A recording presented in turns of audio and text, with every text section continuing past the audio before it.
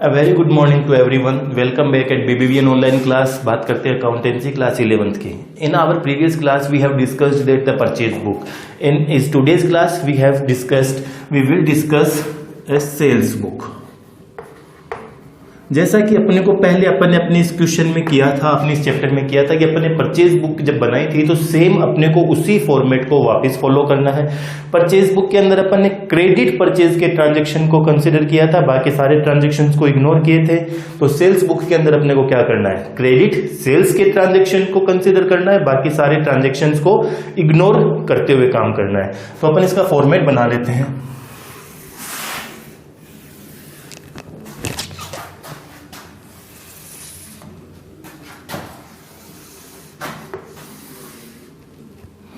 अब देखिए क्वेश्चन एक न्यूमेरिकल क्वेश्चन जिसको सोल्व कर लेते हैं. तो सबसे पहले अपन इसका एक फॉर्मेट बना लेते हैं.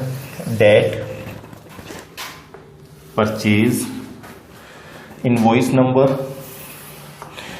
नंबर के बाद में एलएफ, इसके बाद में अपन बात करते हैं details,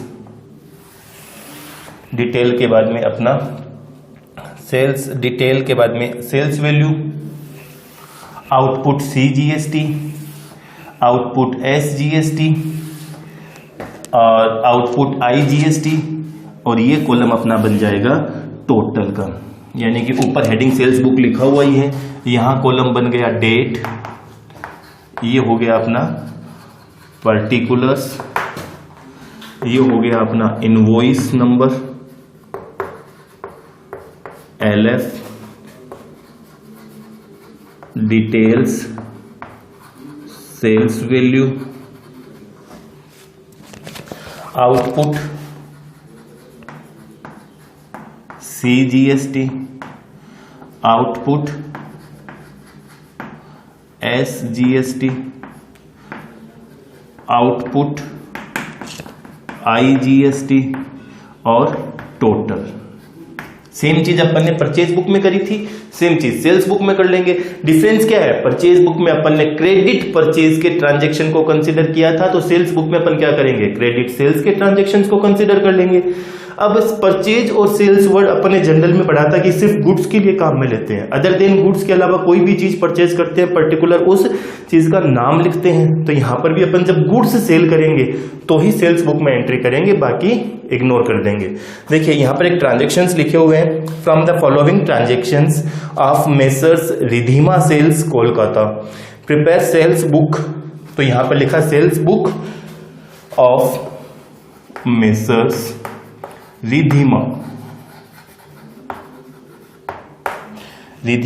sales Kolkata.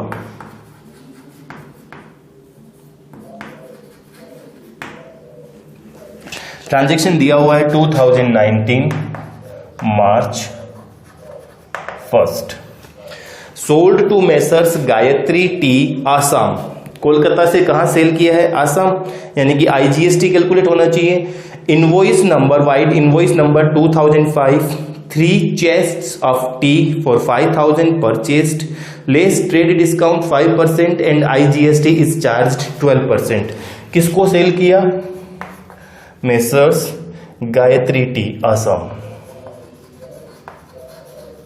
Gayatri tea Assam.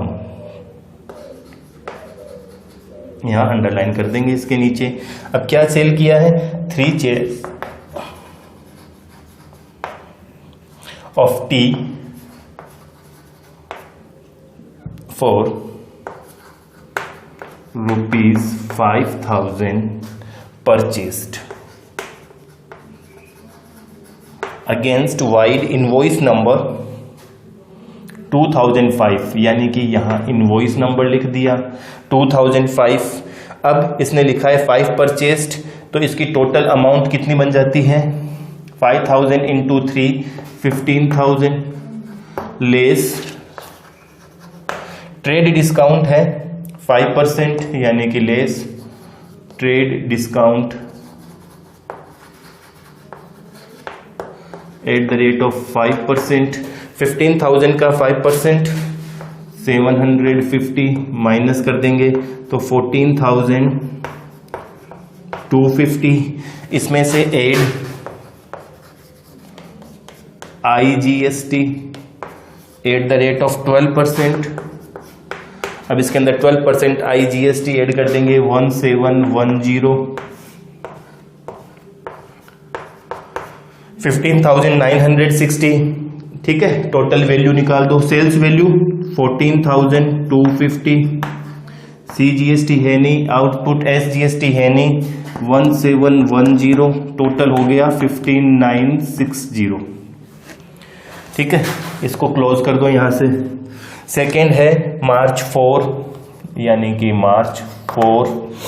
ये कह रहा है कि sold to messrs Mohan and sons Kolkata vide invoice number 2006 20 kg Amul butter @250 per kg, less trade discount 5% and charge CGST and SGST @6% each. किसको सेल किया है?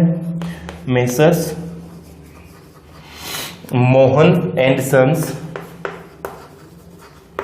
कोलकाता, यहां अंडरलाइन कर दिया। क्या सेल किया है? 20 kg अमूल बटर @250 पर kg, यानी कि 250 पर kg के हिसाब से 250 को 20 से मल्टीप्लाई कर देंगे तो ये वैल्यू आ जाएगी 5000। यहां डबल अंडरलाइन कर देंगे। इनवॉइस नंबर है 2006, less trade discount,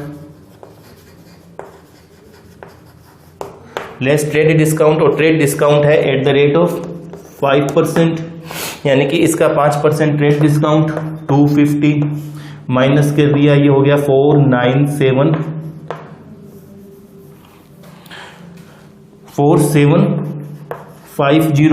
add CGST @6% और SGST @6%। इन दोनों को ऐड करेंगे तो ये हो गया 285। इसका टोटल अपन कर लेंगे 5320। सेल्स वैल्यू आ जाएगी 4750, CGST की वैल्यू आ जाएगी 285, इधर ये आ जाएगा और 5320। टोटल हो गया। अब इसका टोटल करना है, यानी कि टोटल करना है तो यहां पर इसका टोटल कर देंगे। इसको क्लोज कर दिया। यहां लिखेंगे अपन सेल्स अकाउंट। सेल्स हमेशा क्रेडिट होता है, क्रेडिट साइड पे लिख दिया, यानी कि 15,960 और 5,320।